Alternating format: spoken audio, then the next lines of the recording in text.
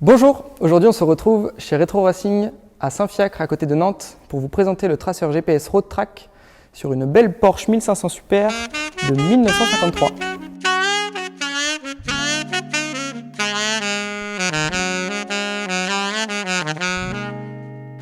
Pour l'installation, voici comment cela se présente.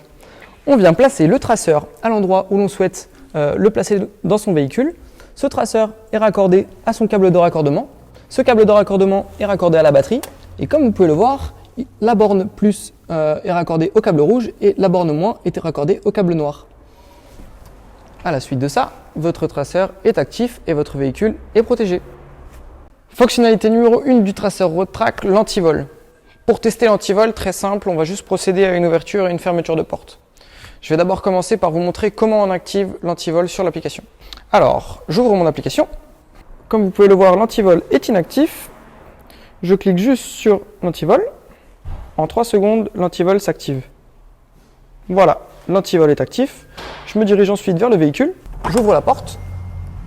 Je referme la porte. Et je constate ma notification sur mon téléphone.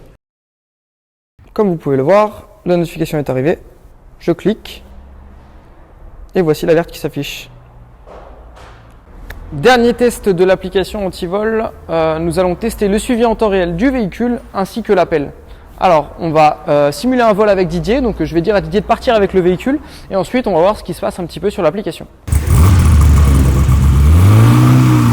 Ça y est, Didier a fait désormais plus de 500 mètres. On va attendre de voir si l'appel se déclenche sur le téléphone. Donc attendons et voyons ce qui se passe. Voilà, l'appel se déclenche. Comme vous pouvez le voir, Roadtrack m'appelle directement.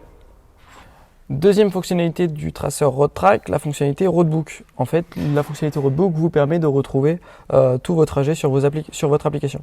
Je vais cliquer sur un trajet pour vous montrer ce que l'on peut retrouver sur le trajet. Si vous cliquez à n'importe quel endroit de votre trajet, vous retrouvez la vitesse par exemple à cet endroit.